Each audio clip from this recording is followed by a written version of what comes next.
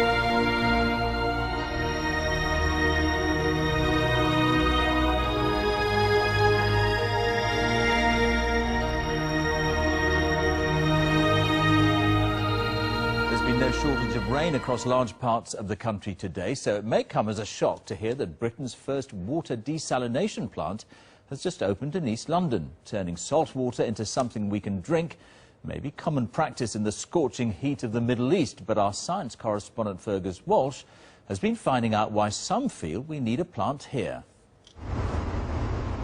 On a grey day with rain threatening along the Thames, it's hard to imagine that London could ever run short of water.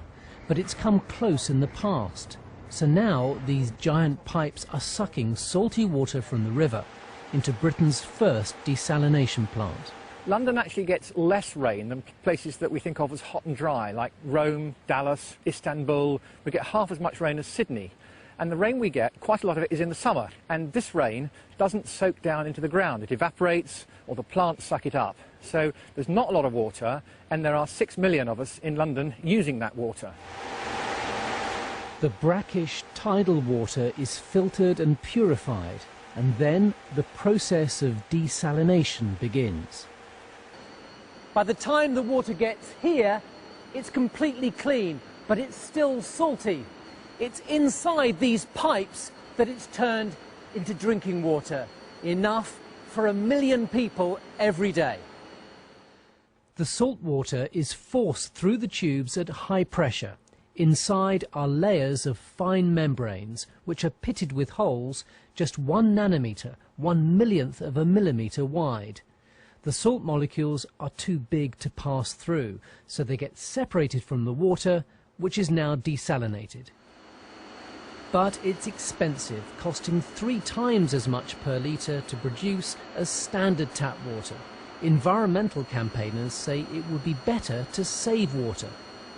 We use about 150 litres per person per day. That's about half a tonne of water for the average family every single day. Our European neighbours use about 30 to 40 litres less than that. So what we should focus on first is getting people to reduce their consumption. Okay, and this is our new shower head. This house in Surrey has had a series of water-saving gadgets fitted, such as aerators, which reduce flow but maintain pressure. This bag saves 1 litre of water each flush. Thames Water says it won't need to switch on the desalination plant until there is a drought, so it remains a backup to ensure the taps will keep flowing.